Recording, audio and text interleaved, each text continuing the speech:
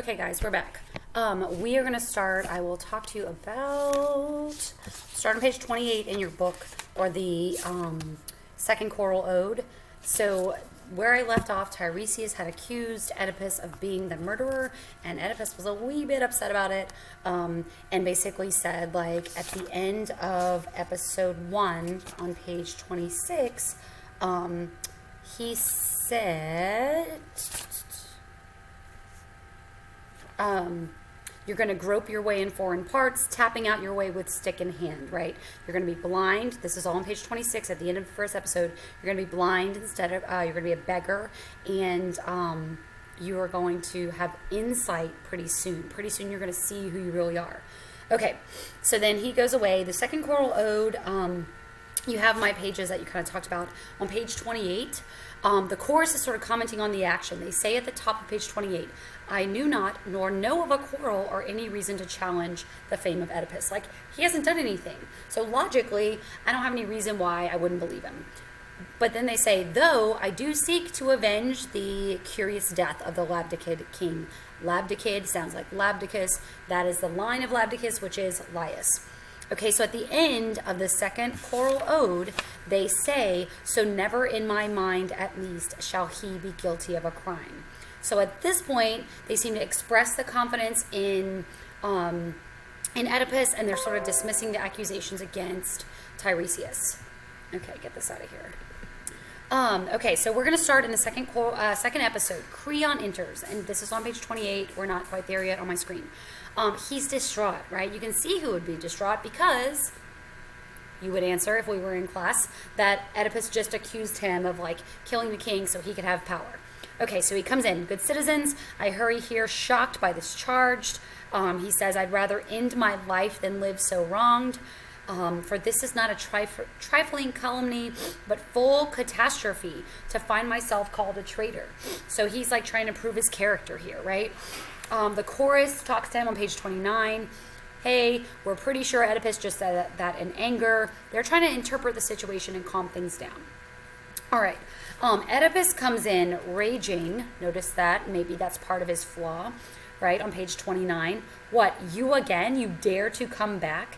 Have the face to put your foot inside my door? So he starts with these interrogatives like, I cannot believe you are back here, right? I'm shocked. You, the murderer, so self-proved.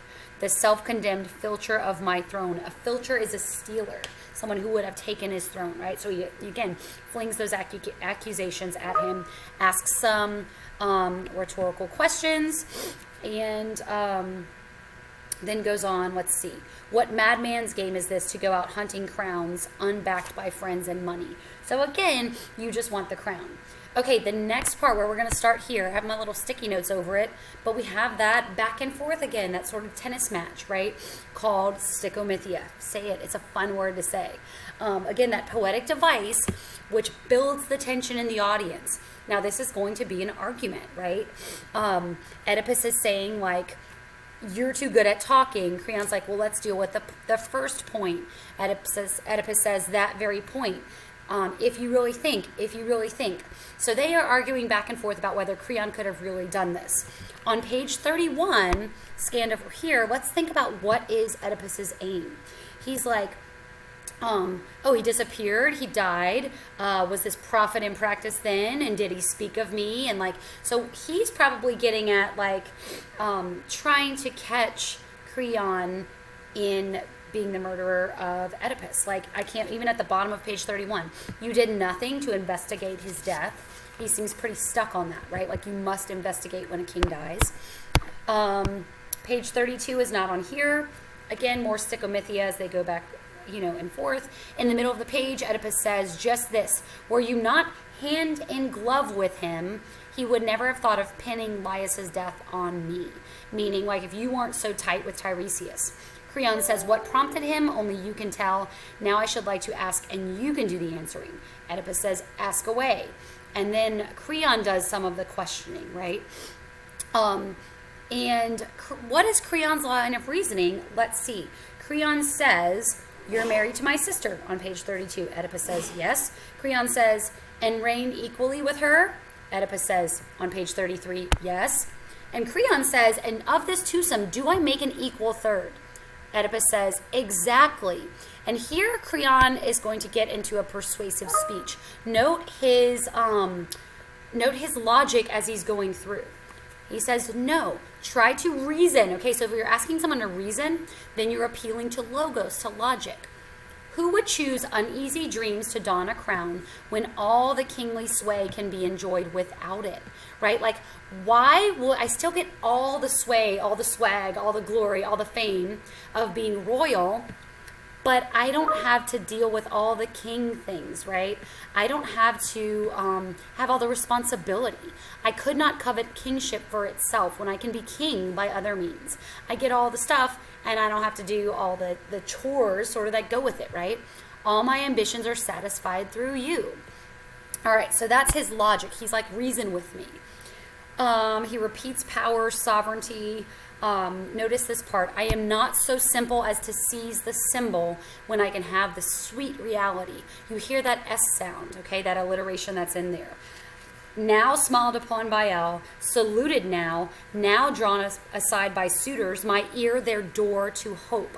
Like I get to listen to everything, right?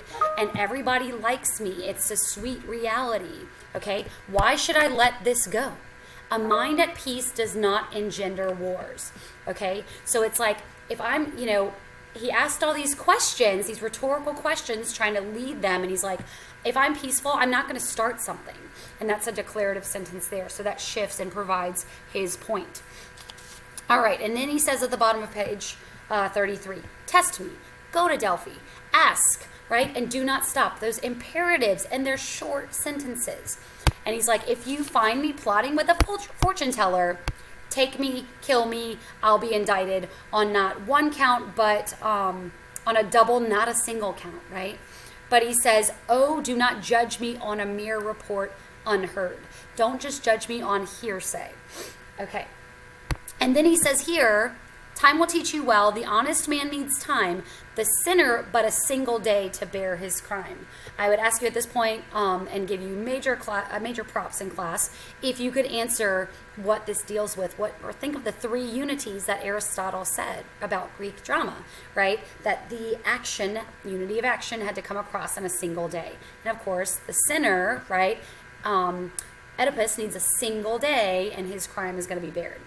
All right, the chorus steps in, like he speaks well, like swift thinking never makes for sure thought.